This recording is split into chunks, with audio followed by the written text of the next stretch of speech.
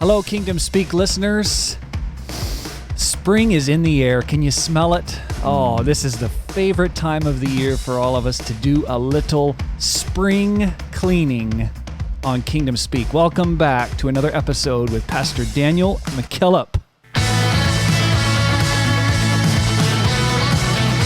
Not hard to tell we're from Yes. we're just talking about spring now. Yeah. So do you guys realize behind my house, actually, well, in front of my house, up on the hill towards that potato field, there's still a little strip of snow in the woods right there. Oh, yeah. There's no snow where I live.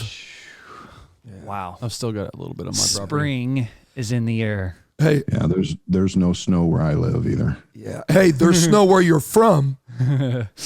Someone was tweeting pictures about that yesterday. St. Louis, like hammered. They can have it. Yeah. They can have it. And I'm like, hey, sis. Yeah. How are you up there? Yeah, exactly. How's the driveway? Yeah. So welcome back. It's been a week since we talked. It's been a week. 7 days. The day that we are recording this, ironically, is our actual 1 year anniversary that our first episode hit the airwaves. Bro. Can you guys believe that? 1 year. Raise your hand if you listened to the first episode. I did. We were there. Yeah, I Yep. was there. We made up 1/4 of the first download section. Yeah, we go to all of our devices. And, Us and our families. All right, Mom. have you ever heard of a podcast? Yeah, exactly. So thankfully, it's not just us listening anymore. And we always start the shows with a couple reviews. So let's do that right now. This one comes from Scott. Great content and presentation. Keep up the good work. That's 5 stars on Apple Podcasts. Thank you, Scott, for that. Awesome. This one as well. I appreciate the content of this podcast and the time and effort put into it. Thank you. The variety of topics, guest speakers, and combination of soberness and humor all make for a good, balanced, apostolic podcast. Keep up the good work. That is from Jen in California, all the way in California. Awesome. Thanks, Jen, for that. We appreciate it. Man, Those, every review helps us bunt the ball a little Sure does. farther. Yes, definitely We increases. our appreciate reach. it. So on that, this is the time of the month where we go over a little bit of our friendly competition on who's getting the most downloads. So by country, the U.S. is number 1 by far, our biggest listener. Number 2, yeah, I see that. We're trying. We're flexing as much as we Our can. guest is down there Sorry, shaking his guys. fist in the Yeah. air. Yeah. Number 2 is Canada. Number 3, Mexico. So, Yeah. big shout out to all our Mexican listeners. Thank you for that. Yes. Send Yes. us some tacos, would you? Tacos. You know, our good friend Pastor Wade Townley, if we could go have lunch with him, I would so go to Los Palapas. Oh. yes. Man, Oh. is that good. Yes. Oh. Anyways, we Did get you have to? sidetracked. We're sidetracked Yeah. there. Number Yeah. 4 country is Jordan. Oh. So strong representation from Brother a and small Sister country. Shepherd. Come on. So, thank you, Jordan, for listening. And number 5, Norway. Wow. So how about that? Norway. Thank That's you for great. listening, whoever you are. Yeah. I don't think I know anyone in Norway. I don't. But maybe there's somebody there that we know. So if you're listening in Norway, send us a comment or a shout out. Let's hear from you. Can I just go do the top 5 states real quick? Or go? Yeah, go. Okay. Top Go. 5 states. Number 1, California. Sorry, Texas. Number 2 is Texas. Okay. Come on, Texas. There we go. Number 3, Virginia. Number 4, Tennessee. Number 5, Illinois. So we have successfully covered the U.S. That's pretty awesome. That's pretty awesome. So thank you guys for That that. is awesome. Provinces in Canada. Number 1, Ontario. Number 2, Nova Scotia. Number 3, New Brunswick. Number 4, Alberta. Number 5, Quebec. So thank you again Wow. for listening. We love all you guys out there. Okay, so our overall downloads since last year. Mm-hmm. This is like crazy. 69.4. So for all intents and purposes, 70,000 downloads. That doesn't count our YouTube. So I know that's small cheese for some folks, but is. man, we started in a closet. Well, not quite, but almost. Well, It's a nice closet. let's not go that far. Pretty bad. Yeah. But listen, the first month that we were live, we had 519 downloads. Wow. And we were happy with that, bro. We were jazzed. Yes. You have a right to be happy with that. Yeah. Do you know how many times I searched on the internet, like, how to create good podcast content and how to... If you could have been around the coffee pot. So what if we do this? Do we have to do that? What about? So the month of March, or last month, was a record download month, 9,102 downloads. That's decent growth from 500. Yeah. I'd invest in that. Yeah. So Here we are. thank you to our listeners for their loyal support and We appreciate it. helping us get out. So we have a familiar face back with us on the podcast today. A couple weeks ago, we had this guy from Texas on who triggered us all and got us all angry and then told us that was a bad thing.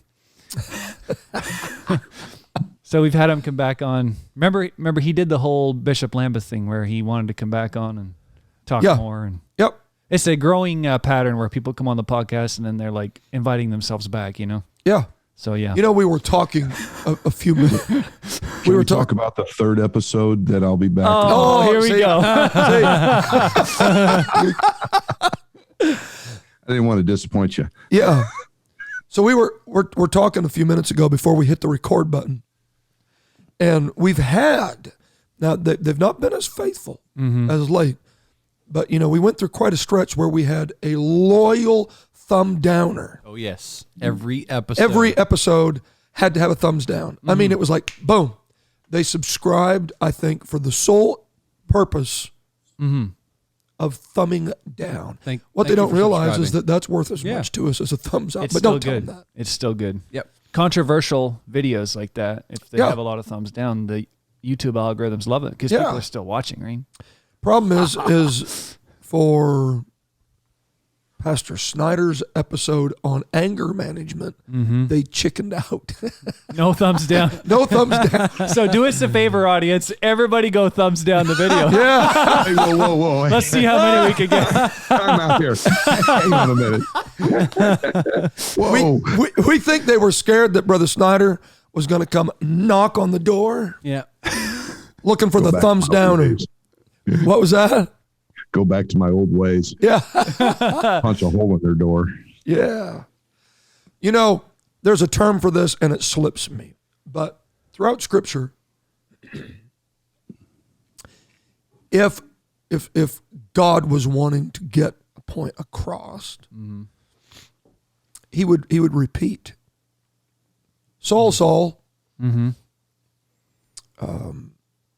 Adam, Adam. So anything really where you're trying to get everyone's attention, you doubled it. So that's what we're going to do today. We are going, Pastor Snyder. Let's talk again. Let's talk again about a very important topic. So this is not a stutter. This is an intentional. This is an intentional, Okay. yeah, we're doubling down on this topic. So we have got excellent response from the first episode that you done with us a few weeks ago on Control the Beast. And we know that we weren't finished. So, man, we're thrilled that you're back with us to talk about it some more. Well, I am thrilled to be back with you guys. When you texted me the other day and said, let's do this, I'm like, yes, that sounds great. Because I enjoy talking about this and helping as many people as we can with this subject. I think it's a subject that a lot of people are dealing with, but afraid to talk about it because of who we are. I mean, we're Holy Ghost filled, baptized in Jesus' name. We're supposed to have our act together, all that good stuff, but we still deal with this. And not just anger, but a lot of variety of emotions that plague us. So. Wow. So there was at least two areas, if I'm recalling it correctly, that you wanted to dive into. One of them being the importance of cleaning up your environment. Yep. What do you mean by that? Well, Like I got to pick up my socks? No, you can leave the socks there. Okay. Wife, you'll get it. Okay. But anyway. My wife doesn't listen to this. You're safe. No, I didn't say that. Now this I probably episode just will got be sent myself to in a world of trouble. But anyway, Thumbs down now, buddy. there goes the thumbs down. She's going to lead the pack. So, the old saying is we're products of our environment. When I teach a class, when I teach this in a whether it's a parole setting or wherever, I'll always ask the question, is it true that we're products of our environment? Most of the time I get, yes, absolutely, because most people understand that. They know that. And what is feeding that environment is so important to us in controlling the beast, controlling the negative emotions and all of that. So that's something that we have to take a look at, is what is in the environment. There are, in fact, we're going to talk about today 6 triggers that we need to look for. Not that every person deals with these 6 that I'm going to talk about today, but hopefully it will spur some thinking of where are my triggers in my environment that I need to take care of. Right. Very good. Very good. Because that points back to, I think, one of the most poignant statements that you made that resonated with me in episode 1. And we need to, I suppose we need to let everybody know, if you're just listening to this one, you really should go listen to the other one first if you haven't, on Control the Beast. But you made a statement that anger is always a secondary emotion. Correct. There's always a primary. Absolutely. So now you're adding another layer to this, saying that even my environment, or there's these triggers that can contribute to this. Absolutely. I mean, and extremely important. And that's where a lot of people don't realize they want to get something straight in their life. An alcoholic wants to get off the bottle, but they have a bottle in the cabinet. Whatever situation that people are trying to get away from addiction, they keep leaving it hang around. Well, there's opportunity. So when we're trying to overcome our problems, our negative emotions, whether that's anger, frustration, loneliness, depression, anxiety, fear, whatever it may be, what are the triggers that's still sitting on the shelf that's causing us to relapse back into the same thing? Right. And that's what we'll address today. A trigger for me, it's my turn to confess first. A trigger for me is when I go to Subway and they give me 1 napkin for a foot-long sub. Oh, you want to light my crank. Give me 1 napkin. And then when I ask for a second one, it's like I just asked for another sub. Yeah, for the same price. I just need at least 1 more napkin, please. Yeah. Okay, sorry about that. I just had to get that off my chest. I get it. And they look at you like, this is money coming out of my pocket. Exactly. Yeah, for sure. Oh, man, for sure. Brutal. Well, go ahead. Shall we get started? Yes, let's go. Let's crank. All right. So let's talk about cleaning up your environment. Again, we are products of our environment. It's very true. Every once in a while in some of my classes, somebody said, no, that ain't true. Okay. Keep believing that, and I'll change your mind here in a little bit. Yeah. What we have to realize is the people that we are today is a product of the environment that we lived in a year ago, 5 years ago, 10 years ago. And we never, ever stop changing, no matter if we are 30 years old, 50 years old, 60 years old, or 70 years old. Our environment is constantly shaping and forming a person that we will become. So the environment that we are in today is already shaping us to the person that we're going to become 1 year from today, 5 years from today, 10 years from today. For sure. This what we're going to talk about is going to also give a lot of people an understanding of why us as pastors are in the pulpit saying, make sure you get to church. Let's be faithful. And on the phones where, we miss you today, because we're trying to put you in an environment that's going to cause you to grow, that's going to cause you to clean up your environment and Very good. produce righteousness in your life. So there are two areas of input, especially into the emotion of anger. First is external. It's the person's surroundings. Second is composed of genetics. You know, it's sometimes we are naturally born with a temper. We're a hothead by nature. And it was inborn into us, and that's what we've got to fight against. But we're going to deal today, because of time, with the external, the environmental factors that initiate, aggravate, and ultimately trigger violence in our home, on our jobs. You know, there's an old saying, garbage in, garbage out. What we put in is what's going to come out. Yeah. And so we have to understand that the question that we need to ask ourselves, what is feeding the negative emotions? What is feeding anger? What is feeding the emotion of depression? What is feeding your fear in your life? Now, I'm going to hit on 6 violent stimulators that are rated the top 6 across the board. Now, that doesn't mean that everybody that's listening to this podcast, this is your problem. It may be, one of these may be, or a couple of these may be. But what I really want to do is start your brain thinking toward and looking into your personal environment. What are the triggers that's causing depression, that's causing fear, that's causing anxiety, and that's causing anger? The top one, absolutely number one across the board, is pornography. And again, it's a subject that we as Pentecostals, apostolics, we don't talk about, especially out in the open, but pornography is definitely out in the open. Wow.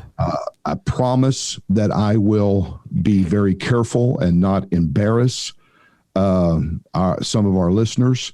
Hopefully you're just sitting by yourself listening to this, but pornography is more than books. It's more than magazines. It's more than video. It's more than pictures. It is a mindset. It is something that is in our world that shapes us in our thinking. And of course, there's different categories of porn. There's the soft porn, the hardcore, the sadistic, and the grossest to me is the child. The list just goes on and on. Pornography has no positive effect. Instead, it encourages violence. It encourages rejection. It encourages anger. Okay. Now, it establishes a mindset that leaves the norm and causes us to do things that are not normal. Okay. Sure. For example, hubby is in secret watching porn. And, you know, they see the bodies twisted in all kinds of pretzel shapes and, you know, swinging from the ceiling or whatever they're seeing. And like, wow, I want to do that. So he takes that home and asks wifey if she can do this.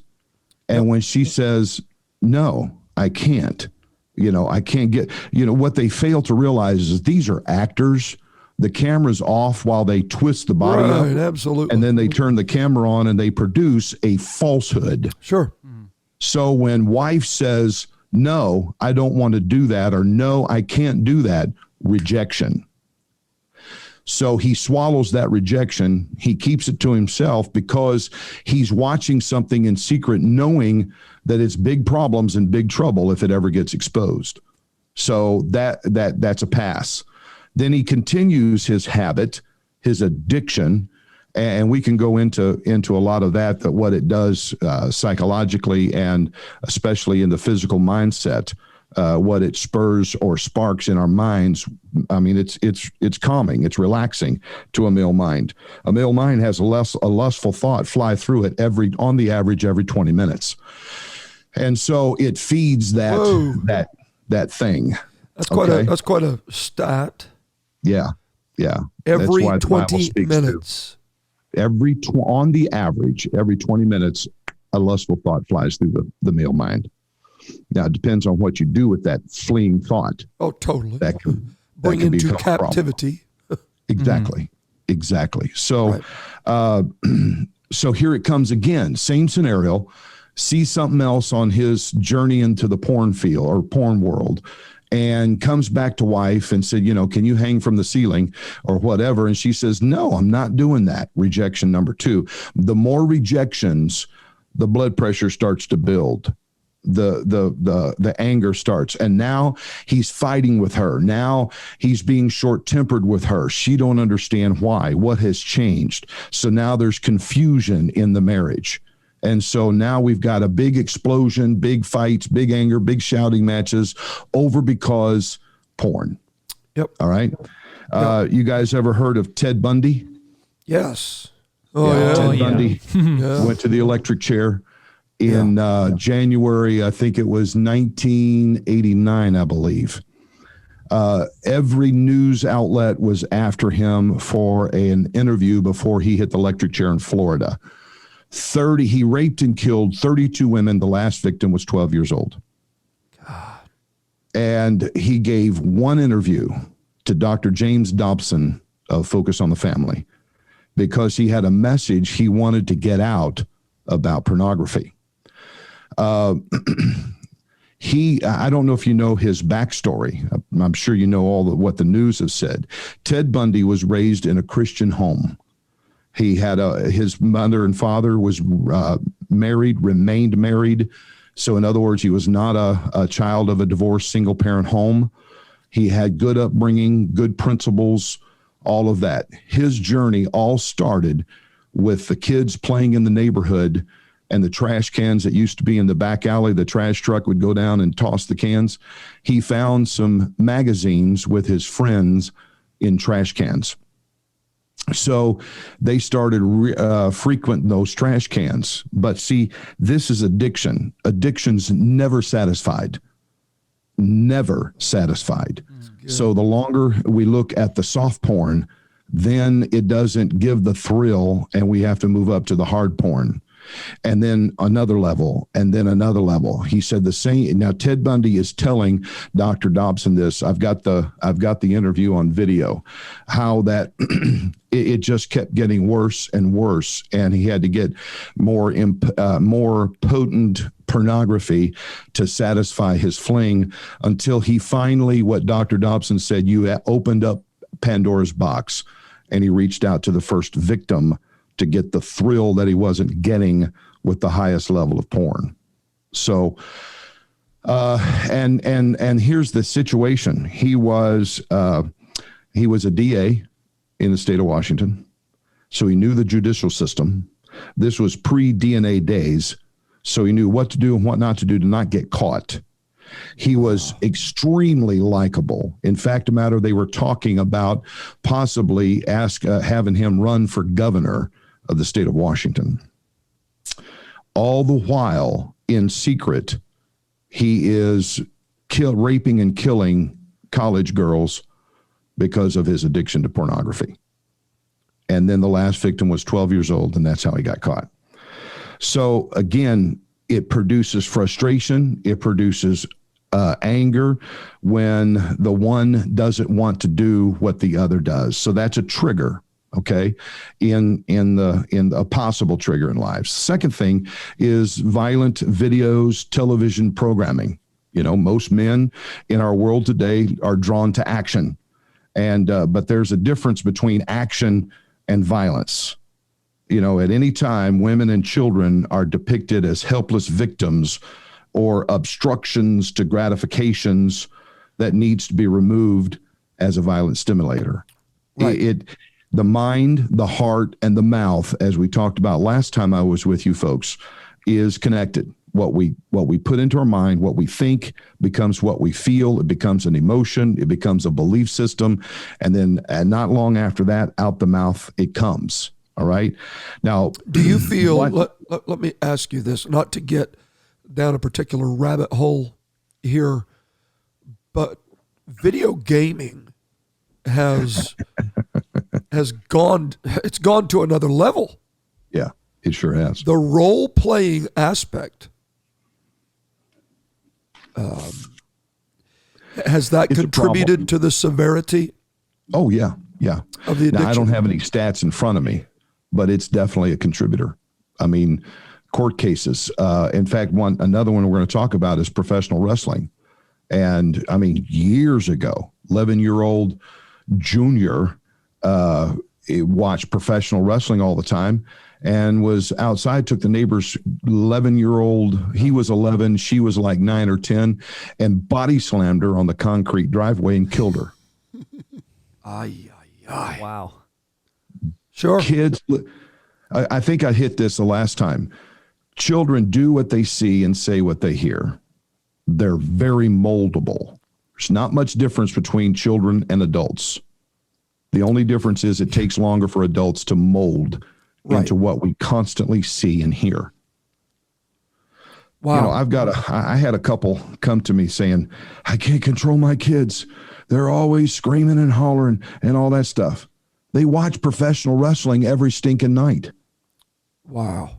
And I'm like, take away the professional wrestling and your problems will at least go in half. And sure enough, they did that. And that's, I said, you got to keep, you're giving them a steady diet of violence. So they're going to scream and they're going to holler and they're going to act out what they're seeing on that television.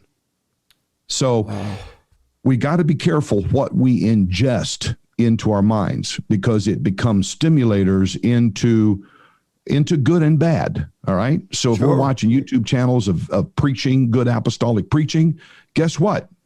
It's going to affect us in a very positive, very good way. Sure. But if we're watching negative stuff, violent stuff, it's going to trigger. Yep. Now, listen to they're on each night on television, 350 characters appear. Characters, people, images or characters that actors are playing. Out of that 350, any 7 of them are murdered each night. 7 of the 350 of those characters are murdered during the program. Inside of 2 months, at that average, at those numbers, everyone in the United States and Canada would be dead. Wow. Okay. Now, if a child, so we're is born in a effectively home, killing our population. Yeah, exactly. We're talking murder. Yeah. We're talking about somebody getting upset with something or feeling like they have been done unjustly and they kill somebody for it. That's what's being put into our minds. So the more we see that, it automatically converts over. If somebody does us wrong, brings injustice to us, then we want to kill them. Well, how many times does that, how I just want to kill them. We say that in passing, but how many people are serious about it? There's the danger. Well, if it's presented as a solution over and over and over and over again. Works for them. Exactly. Here's something else that we don't realize. If a child is born in the home where there's a television and watches an average steady diet of television, by the time that child graduates from high school, so 18 years, and of course as a baby they're not comprehending anything, but so you just bring it down when they start comprehending 4 or 5, however old that is, that child would have witnessed 70,000 murders. You see something 70,000 times, more than likely it's going to become a behavior. Yeah. Okay. For sure. Here's something else. Each year, there are 65,000 sexual references on television programming. Wow.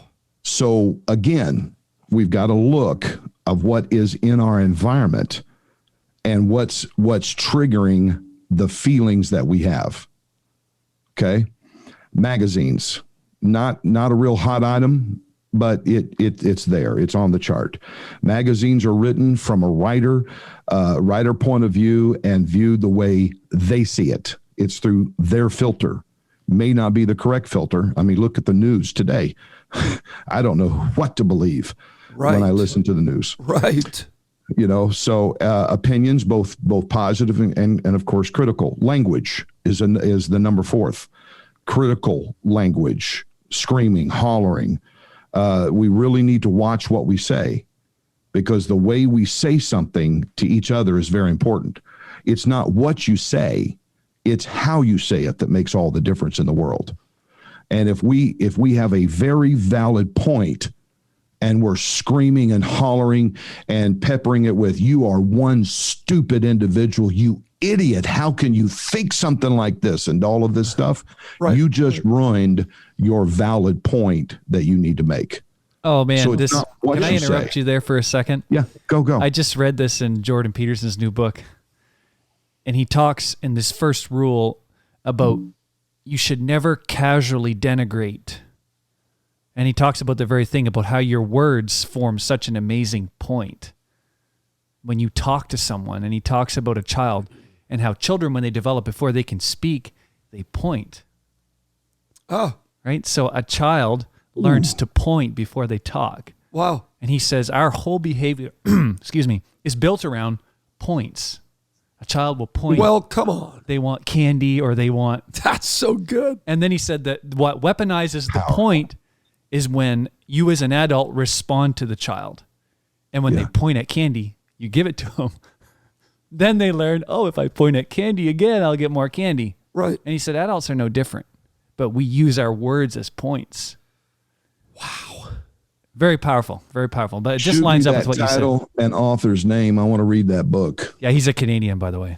Oh, yes. No wonder it's so good, right? Yeah. Hey, let me just add something to this.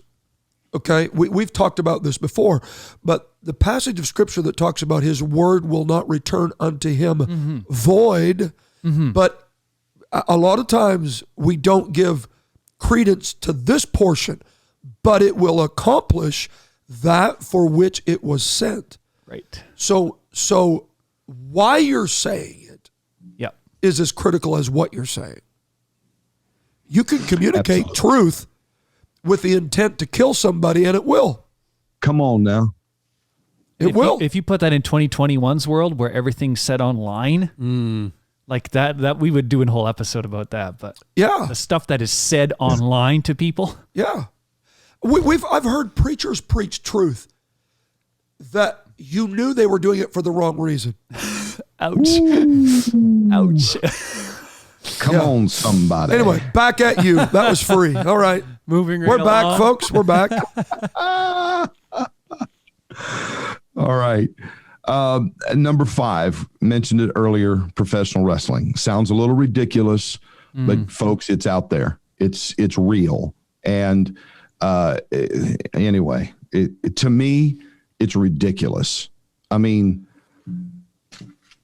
It is. I agree with you. When you look, Well- this guy's smashing somebody with a ladder or the table, and it's like, it's not even really authentic what's going on, but people Yeah, are it's a breakaway intrigued. rap. People are intrigued by watching a human do that to another human. Yeah, okay, but what about these guys that are doing these cage fights? Oof, that is real. now that's real. Yeah, but it's still. Yeah. I can't even. I know. Which I don't have a You know television, but I couldn't watch something like that. That just maybe I need to contact that organization. I think there's a lot of anger management business that I can get out of. You could do the consulting, right? Yeah, yeah. You're welcome. Thank you. We'll send you a commission. Okay, a good. finder's fee. But do you suppose that's why the wrestling, as opposed to, say, even the boxing or the martial arts side of it, contributes more to the anger, is because those guys aren't really actually hurting themselves. It's an act. Yeah. It's But yet entertainment. everybody watching it is intrigued by that. And then, like you say, they go out and they try it in the front yard. Yeah, Yeah. Well, I mean, me and you have done this several times. We just body slam each other. just beating trash and Yeah. If I could count how many times I've wanted to, See, this is why we have you, Pastor Snyder, on. Do you have my phone number? Yeah. speed dial. So we've got 5. You told us All there's right. 6. Number 6, music. Ooh.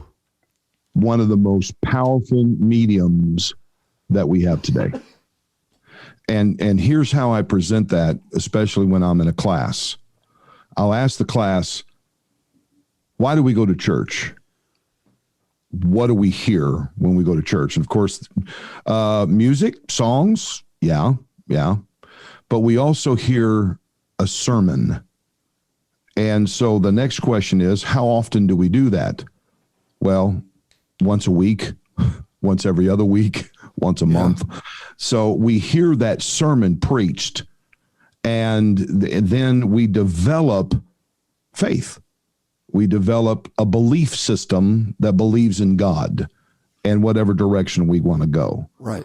So my next question is, what is a song? A song is a message. It's a set of words called lyrics that somebody's put music to. It's about a life situation. It's about a set of circumstances. It's a mess. How often do we listen to music? Well, we've got these little thing called earbuds that are attached Bluetooth or wired to our cell phones, and we listen to it constantly. Every day, we're listening to some music in our ears, which is portraying a message like, country and western. I'm crying tears in my beer over you. Oh. My wife done left me and my girlfriend too. And they stole my truck. Lost my pup. Lost my pup. Yeah. And then if you look at rap, rap for the most part is just a filthy message. Women are sex objects, kill your parents, against law, against authority in your lives, kill the police. All of that is being pumped into our brain constantly every day, depending on what you listen to. Country music can cause you to be depressed because it's always sad stuff. Yeah. And all of that. So music is a very powerful, powerful medium that is among us. And we've got to be careful of what we're listening to, because if we're listening to some good gospel music, that's inspirational. That's going to increase our faith in God and give us a worshipful attitude and a worshipful spirit about us. But if we're listening to rap or country music or whatever, and depending on what the lyrics are saying, we're getting that message pumped into our mind and heart, and pretty soon it's going to become a belief system. I'm going to drop something here that will be an episode at some point. But Deuteronomy 31 and 19. Now therefore write this song and teach it to the people of Israel. Put it in their mouth, that this song may be a witness for me against the people of Israel. I think we've totally missed the element of doctrine as it relates to songs. Yeah. Mm-hmm. Moses put the doctrine to a lyrical melody to get it in people's hearts and minds. Come on now. And so songs, regardless of who's writing them, is communicating a doctrine. That's exactly right. That's spot on. That's a good point. You ought to be a host of a podcast. I'm going to try that sometime. That's good. That is very, very good stuff right there. Before we, so those are the six most common stimulators that are in an average person's life. Okay.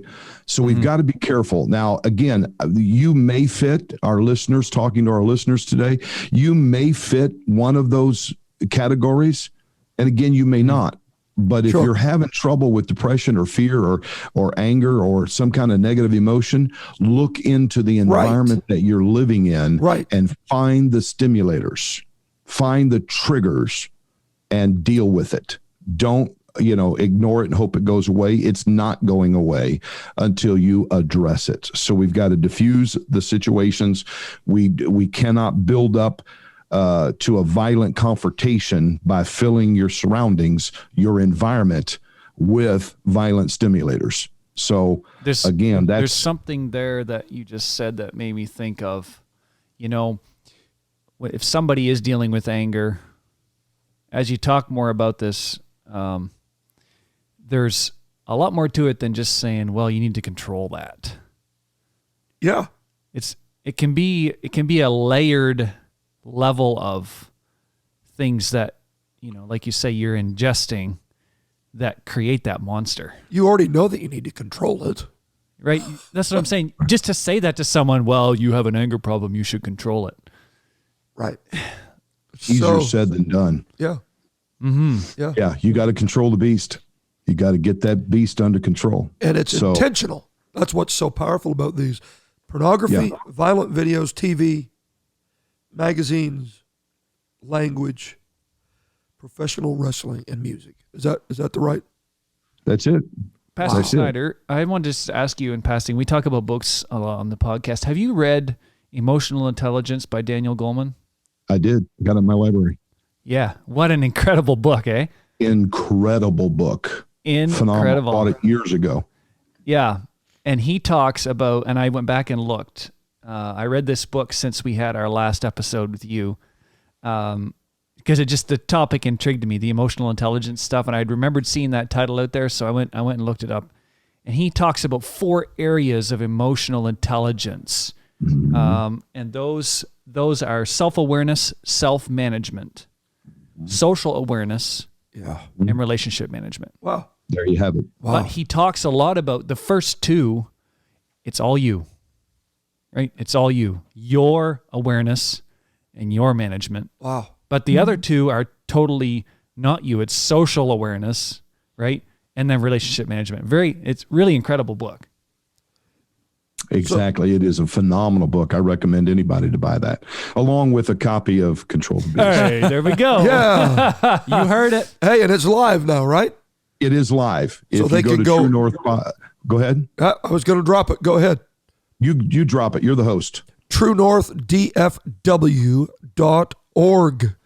Again, that's TrueNorthDFW.org to get your copy of Control the Beast. It is live and available, ready to go. So as we was talking before we started the recording, next step is to get the e-version up. And then the next step is we're going to take it back out of written form, put it back into a online learning course, and that people can buy into and go very deep into all that we're talking about, along with assignments, exercises to do, and hopefully help hundreds of thousands of people. It's great. It's a great thing to get out there, because he talks about in his book. Again, I'm not trying to take away from Control the Beast, but I think this fits, and what you're doing, I think, is awesome. He says that what made him write the book, and was published in the early 90s. That's right. He read a Yale article written by a psychologist who made the point that this other guy felt that only a small group of people in the world could be emotionally intelligent. It was almost like an elitist. Okay. Where it was like this, if you have that control, you should relish it. But if you don't, well, too bad for you. Tough luck. And he basically made it his mission to say, I think everybody can do things to be emotionally intelligent. And he breaks down IQ and then EI, emotional intelligence. Very cool. That is cool. Okay, so question. You've worked with this. How many people that struggle with anger management really do want help with it? That's a great question. I'm trying to think of how to craft this. They don't want, when they feel the effects of their outburst, they do not like it. They don't like the separation. They don't like the breaking of trust to loved ones, family members, hurting people they care about.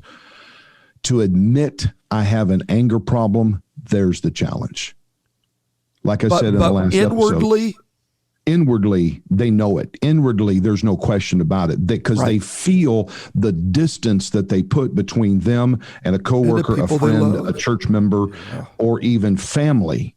Eventually, I do a chapter in the book of that talks about yeah, the ones that we, it hits, we always strike out at the ones we shouldn't hurt at all. And that's our family, because we know they're always going to be there. Well, don't count on it. Yeah. Yeah. That's delusional. You should talk to people It is about that, delusional. right? Yeah. I mean, after a while, it's like, gonna be okay, I'm gone. done. Yeah. I'm not going to Christmas dinner anymore. Absolutely. Absolutely. You know, I'm tired of all the conflict. Every David will eventually get tired of ducking javelins. Yeah, exactly right. Exactly right. Let me roundhouse, Brother Derek, what you talked about out of the emotional intelligence book about social awareness. Have you guys noticed how messed up the world is that we live in today? No. We're sheltered up here. I try not to look. I know you're out in the country in New Brunswick, kind of like, out there, but the world is really a crazy world. You guys didn't know that? Really? We should talk Where do you about get this that. information? Can you let us down easy? Seriously. Wow. Where would I find information about the world? Yeah, it's well, just walk out your door. First, you guys will probably need to walk out your door and kind of travel to where the population is. Okay. Okay. All right. Tell us more. Okay. I'm playing. I'm totally playing. So This world is messed up, man. the world is messed up. I mean, it's hey, we are not in the 1950s anymore. In the 1950s, the big problem in a school system was chewing gum and passing notes. Right. Today, it's like 250,000 teenage girls will leave high school to go give birth.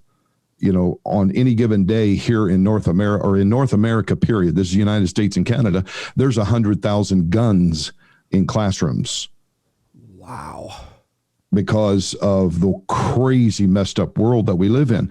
And, we were sharing this information before we went live on the recording, but, here's the world that we live in. And this information is a bit dated, but it was, and my point of bringing this information to your attention is this is what it was in the 90s. And now we're in the 2000s. And it's only, and I hate being, gloom and doom, but it's real. It's worse today than it was. Sure. It's more in your face now. The media is a seducer. And that's where we got to be careful in managing our emotions, social awareness, where we're at and what we're doing. The media is a seducer. In the film that was produced some time ago, Indecent Proposal, y'all remember that one? Never heard. You never heard of it? No. Okay. It was, at least it was quite popular here in the States. A character is offered $1 million to spend one night with a billionaire. Sharon Stone played the main role. It became such a topic of conversation on talk shows, in offices, schools, that the film actually implied that everyone has a price. Wow. She got paid $1 million. Basically, it's high-end prostitution. Sure. To sleep with a billionaire just one night. She can make $1 million. That's indecent proposal. We also talked about Jerry Springer, his show that ran in the 90s, quite popular show. And I've got some of his show titles that I used in a lesson that I taught our church and this lesson that I was teaching is called Guarding Your Heart. We've got to guard our heart and our minds of what the world is trying to indoctrinate us with. Oh, wow. If we're going to manage our emotions, if we're going to get it right, we have got to guard our mind and heart and be aware of what the world is throwing at us. Yes. There are certain denominations that when you join that denomination, immediately they indoctrinate you of what they believe, all of their stuff. Right. We need to be perhaps a little bit better at doing the job of indoctrination of our people. Yes. So that we know what to look for and what to understand. Here's some of Springer's actual show titles. The Babysitter Stole My Husband. I'm a Lesbian. I'm in a lesbian affair with my niece. Baby, I've been bad. I want to marry my daughter. I'm sleeping with my brother and my sister. My daughter married my husband. My dad stole my wife. I'm cheating with your dad and sister. Lovers battle it out. I will break the world's sex record. And the list goes on and on. That is something coming through the media that's feeding, if we watch it, is feeding into our minds. Those are stimulators. Wow. Wow. And they are what becomes a reality. People do what they see, say what they hear. Wow. All right. Man, we must be running out of time. What are we at? We're How good. much time we got We're left? Good. Keep we going. good? Yep. We're good? Keep going. Okay, good. Because I don't want to You'll have hear to the ask. show music when you go too long. All right. Well, I don't want to invite myself for a third episode, That would have to be number 4. Yeah. So anyway. So Let's if I'm talk struggling, about- if I'm struggling with anger, you started the show talking about cleaning up. How do we get down to where we've identified these problems? How do we get to where you can offer some light at the end of the tunnel? Okay. The way you go after it, and again, this is in the book. We're always wanting to knock the mushrooms off the top, Yes. but you got to Well go said. after the root. Well said. Yep. Yep. We mow them over, or we kick our foot and kick them and think they're gone. They're not. Mushrooms have thin, like thread-like Fiber. roots Yeah. that can cover forever. You got to kill the root. You got to find the root and kill it. Same thing with negative emotions. You have to work backwards. Okay, so you have a confrontation, whether it's a verbal confrontation or a physical confrontation. So what was going on in your mind and heart when you punched them in the mouth or you screamed at them? What was the trigger that caused that? Well, somebody said mashed potatoes, and that made me mad. Okay, so now we take another step back. What is the emotional tie to mashed potatoes? Right. Oh, my mother made me eat mashed potatoes, breakfast, lunch, and dinner, and they were instant potatoes. They weren't even real. And I got sick of them. Okay, there's the emotional tie. Now we're going to dive back into the subconscious and locate or pinpoint the original ground zero of that emotional problem. There is where healing has to take place. There is what has to be dealt with. Not trying, I got to quit yelling at people, or I got to quit punching people. That's the symptom. You got to get back to the cause. When somebody's inflicted with cancer, they have a growth, they have something's malfunctioning. That's just the symptom. You got to back up and find what's causing the growth or what's causing some kind of symptom. And it's a tumor that's cancerous. And that tumor has to be cut out. Same process with our emotions. We have to figure out, okay, I punched somebody. Why did I punch them? What did they say to trigger that punch? So when I find the emotional tie to that and go back to the subconscious, there's a difference between conscious and subconscious. Conscious mind, I think I covered this last time, but let me touch on it and remind our listeners. The conscious mind is the awareness mind. It's walking through the house in the dark, knowing exactly where all the furniture is, and not touch one of them. It's being able to stand on an assembly line and put pieces together and talk about a baseball game or whatever. Okay. The subconscious or the conscious mind is very neat and organized. All the file folders are neatly placed. They're labeled, they're alphabetized, they're staggered. It's clean, it's nice, it's organized. The subconscious is just the opposite. It's the file drawer where everything's thrown in. There's no order. It's chaos. The papers are sticking out of the folders. It's not alphabetized. It's not in order. It's just emotions thrown into the drawer. Right. And that's where reactions come from, is the subconscious mind. Interesting.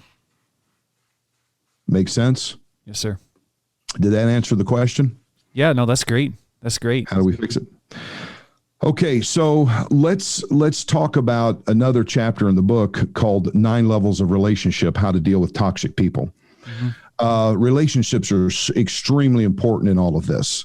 As I said in the last episode a couple of weeks ago of my story, how that I was extremely angry 40 years ago, where anger management classes was unheard of and practically no material was in print yet.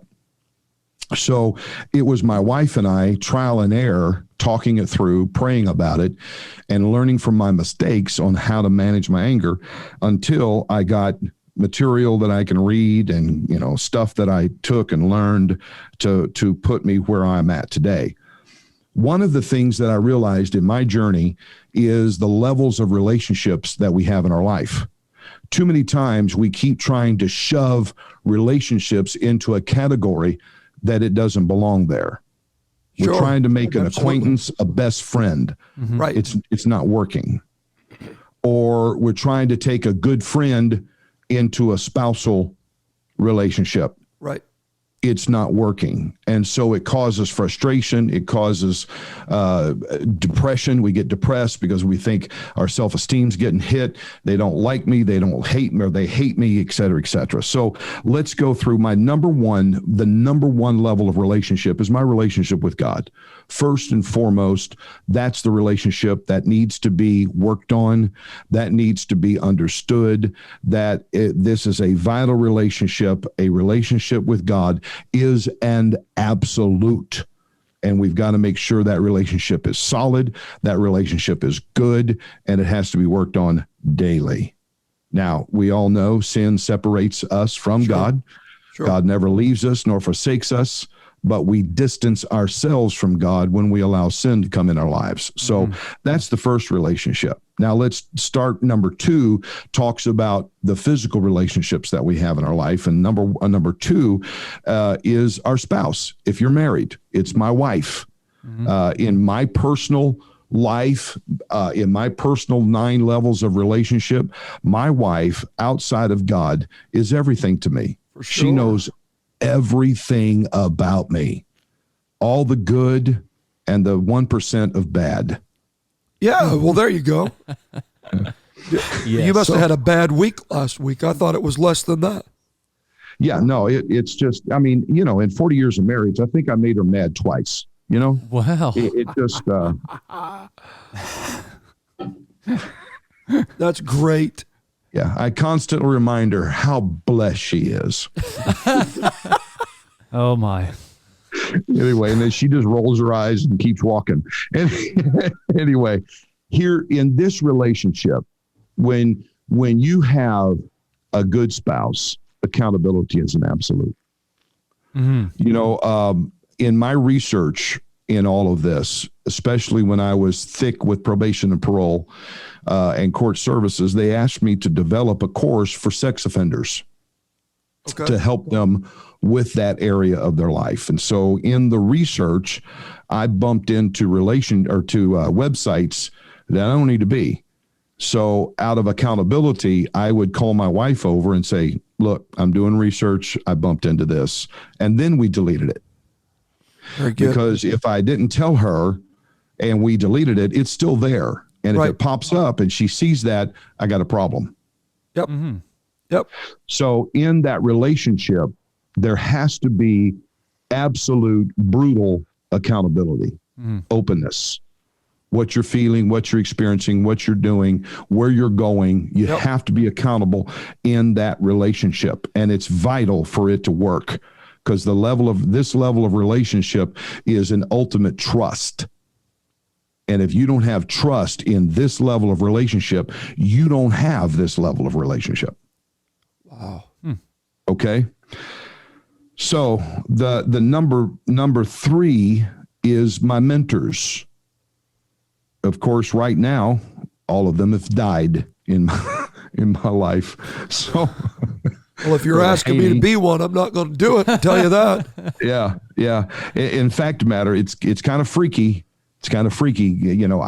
I'm big on mentors. I got, every pastor has to have a pastor and all of that. And then when mine left us, I'm like, wow. And then I have these little young whippersnappers saying, would you be my mentor? Would you be my, I'm like, get out of here. I'm not even old enough to do that. I'm not old enough to die. Get out of here. Exactly right. So anyway, but going back to it, everybody needs good, solid mentors in their life. Oh, that's so good, man. That's the rudder. My son and I are tight. He's 22 years old. He is going into ministry, and he loves me. He respects me, all of that. But I told him, go get a mentor. He's like, Dad, no, you need somebody outside of my voice speaking into your life. Mm-hmm. And so, boy, that's so true. Yeah, my dad's done the same thing.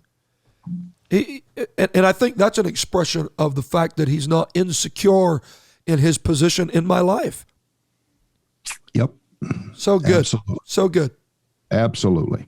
So mentors are, and again, to me, in my opinion, mentors are absolute, especially, and you got to be sure that the mentor has some gray hair. And I'm not really talking physical. I'm talking wisdom. Right. You can't pick somebody of your peers. They're on the same level you are. You need somebody down the road a ways that has been through some stuff, that has gained some wisdom, that can speak into your life and help you with what they've already been through, and now you're there walking through it. So, they got. Was it Rehoboam? What's that? I think it was Rehoboam, wasn't it? That he asked the mentors in his life, how do I handle and then he asked all of his friends, and they said, man, whip them with scorpions. You thought my dad was bad. Yeah. Now, best friends, these are the people that I trust. These are the people that I'm extremely comfortable about and being with. Mm-hmm. There's nothing better than a best friend where you can let down your hair. You can be yourself. You don't have to worry about being criticized, being judged, or whatever. It is just a really good thing to have somebody that you can go get a cup of coffee with, joke around, laugh, relax, and have some fun. Best friends. Absolutely. That level of relationship also transcends in time. In today's world, there's no distance on best friend status. Look at our world today. We can have best friends that live on the other side of the world. Literally. We've got what we're looking at today. We've got Zoom that we can connect with. Yeah. But I found one thing: communication is the key in any relationship. If you don't communicate, you're not going to have a relationship. Right. God, wife, best friend, any level, communication is an absolute. You're right. Number 5, good friends. Now, good friends are people that I see from time to time. I enjoy them. I enjoy what they stand for, what they do, their principles. This is a group that's maybe not best friend level, but they are good people nonetheless. Yep. And I enjoy their fellowship. I enjoy their company. And when we are with them, we have good feelings and walk away better than when we walked up. So, number 6, acquaintances. Acquaintances are people that I have met, appreciate them. They seem to be good people. I don't know them just yet.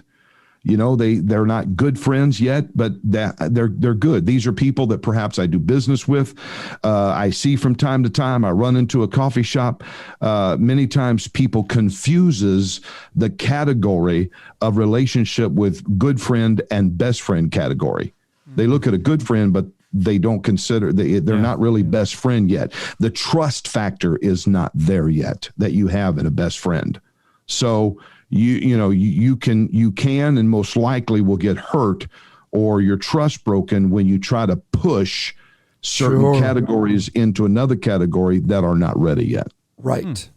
what's a best friend? A best friend is somebody perhaps you went to high school with or you've known for a long time. A good friend can't be a best friend when you only known them for a month. So that's kind of like I've heard it said. It takes time. You can't make new old friends. You can't what? You can't make new old friends. Yeah. Very true. Takes time. Very true. Takes time. Relationship is time consuming, period.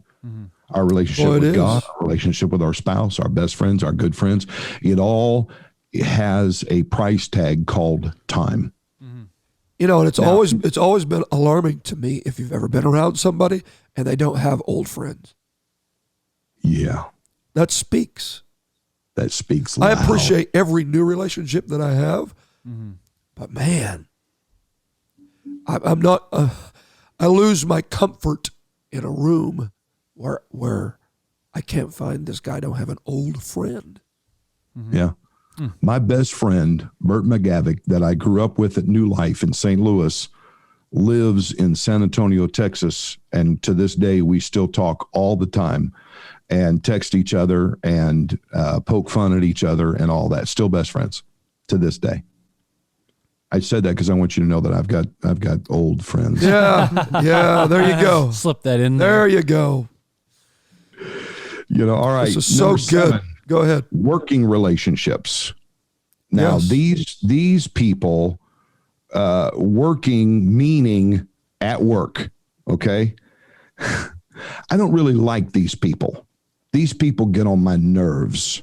Yeah. I don't like perhaps they're cheating on the job or they're kissing up to the boss. They don't have the qualifications, but they're talking the talk but they're not walking the walk. Sure. So I don't like them because of their principles they have or what they stand for or the cheating and lying that they're doing. But I have to work with them.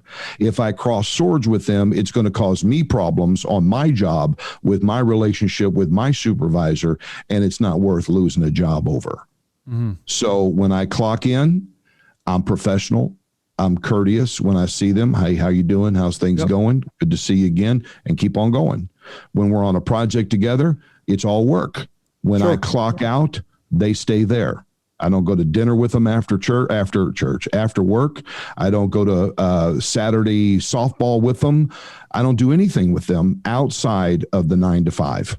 That's working relationships, because we got to keep those people in that category because they're a problem child, maybe more than likely because of their belief system. All right. Number 8, you're going to love this. People I love just enough to get to heaven. These are people that have stomped on my nerve. I mean, they're in my life somehow, some way. They're tied to somebody in my life that I love and appreciate. They've got to be around somewhere, but I love them enough to get to heaven. Again, Okay, so you talked to us about your best friend. Go ahead and give us an example of who you're talking about. Nice. Yeah. How was that for a leading question? 70,000 downloads. I was born, baby, but I wasn't born yesterday. Say the name and then we'll do the beep. Yeah. Sure you will. Yeah, Just move your mouth and not say anything. Yeah. Yeah, you're safe here. We would never do anything to you, Pastor Snyder. So now we can take that clip and add a name. Uh-oh. Yeah. Hey, that I worry about that boy's thinking. Yeah, I worry about that boy. Okay, so everybody. You got a criminalistic mind or something? Yeah. No. So everybody All right, listening to us went ahead and put their own names. Yeah, In they that got slot. that. There's people, that category, number 8, is in every one of our lives. Every one of our lives. Yep. They may not have anybody in number 3 as a mentor, but everybody's got somebody in that category you just said. Yeah. It could be something as and it's not simple, but it's simple as hurting them deeply. Sure. And they're trying to get over the pain of the violation of trust that person inflicted upon them. Yep. They've got to love them enough to get to heaven. They've got to forgive them, although they don't deserve forgiveness. Yep. Okay, so here's how I've learned to handle people I love enough just to get to heaven. I find a good quality, and that's what I focus on. You know, that person may be Very a good family person. So, you know, they treat their family good. They provide for their family. So, you know, that's the good principle that I focus on and try not to focus on all the other negative stuff or what they have done to me, the pain that they have inflicted upon my spirit or my heart. Okay. Number 9, toxic relationships.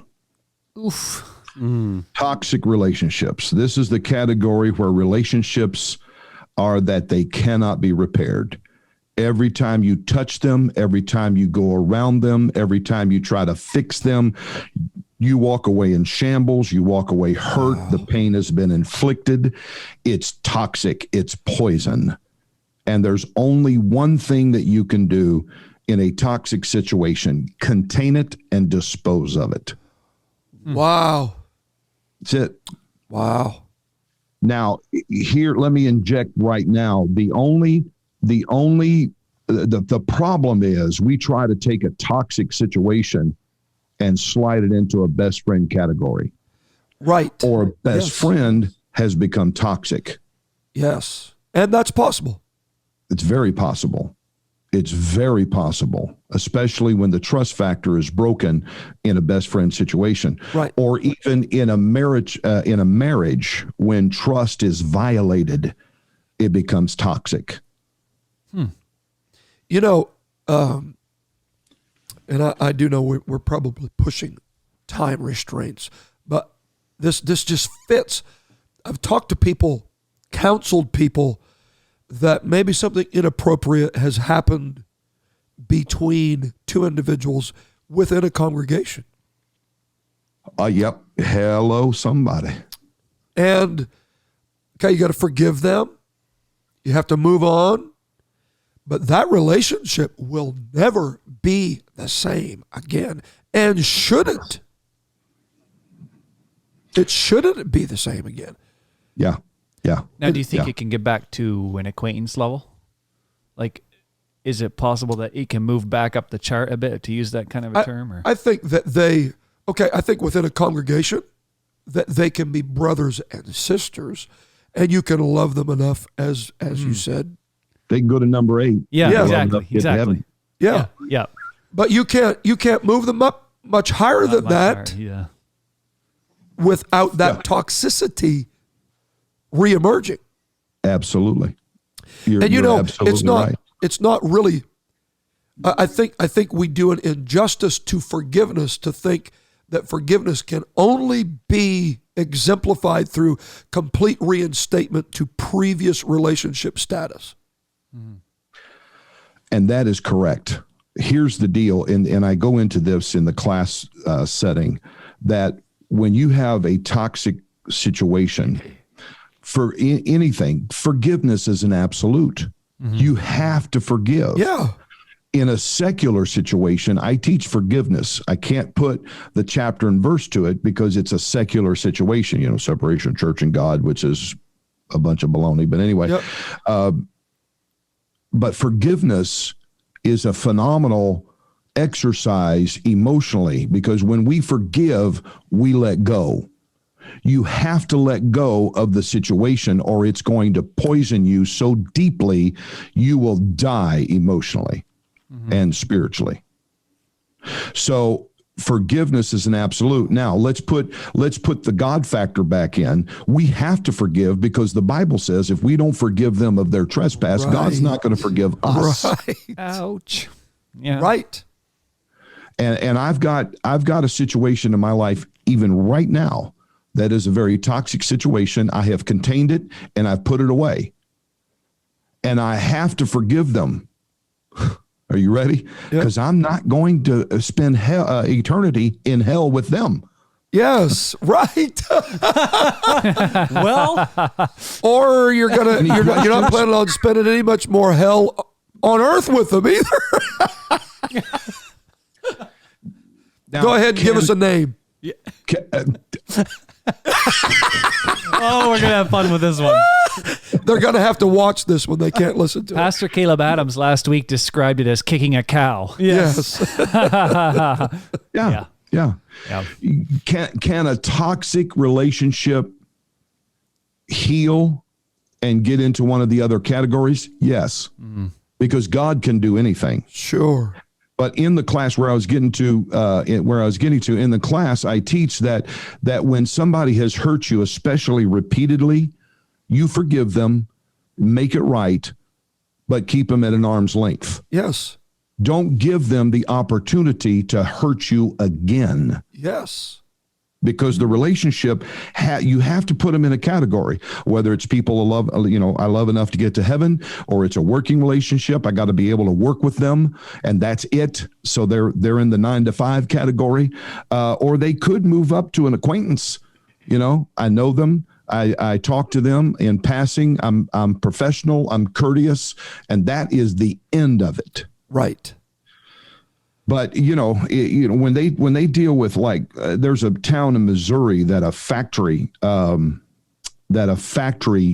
poisoned toxic level poisons into the ground where people are getting sick.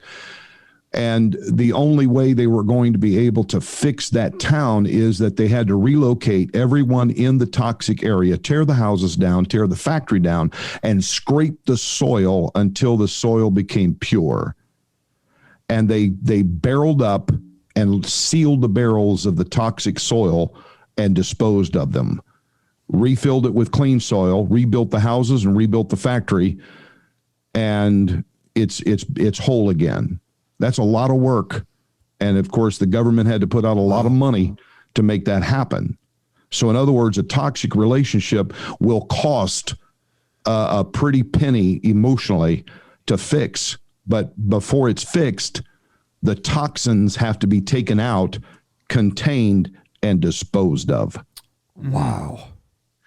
I know we're running out of time. And if I can just put this little plug in, if your listeners want to further how to handle toxic relationships, if they go to the website, truenorthdfw.org, there'll be a pop, or in the sidebar, they can sign up for our email True North community, and they will automatically get a free ebook on what we're talking about in this subject today on how to handle toxic relationships. Wow. Great stuff. Man, this has been so good. Great stuff. Everybody in our audience needs to head over and get that book. This is conversation that needs to happen. It does. It needs to happen. It does. Like I stated earlier in the podcast, that this is stuff that we all know exists and that we deal with every day, but for whatever reason we're afraid to address it. We're afraid to talk about it out in the open. Mm-hmm. You're not any less of a person if you're dealing with this kind of stuff. You're not any less of a Holy Ghost-filled Christian. I would venture you're less if you don't deal with it. Come on, somebody. So if you happen to be listening to this and you find yourself in the demographic that Pastor Snyder has described earlier, where when you do it, you feel that chasm coming between you and all of the relationships. That outburst just pushes the people you love the most the farthest from you. And you secretly, internally have said, man, I wish I could get control of this. Then use this as a catalyst. Mm-hmm. Reach out to us. Reach out to Pastor Snyder. Get the book. There's help out there. Absolutely. You can win this. Don't do it on your own. And don't get so mad at us that you go push thumb down on our YouTube channel. Don't do it. Okay, good. Man, thank you for being with us today. Buddy, it is an honor and a privilege to be with it. I enjoy it. I love it. You guys are awesome. Love you guys so much. And thank you again for the opportunity to do episode number 3. Today's episode. Yes. I've taken notes today. I hope that you've taken notes today.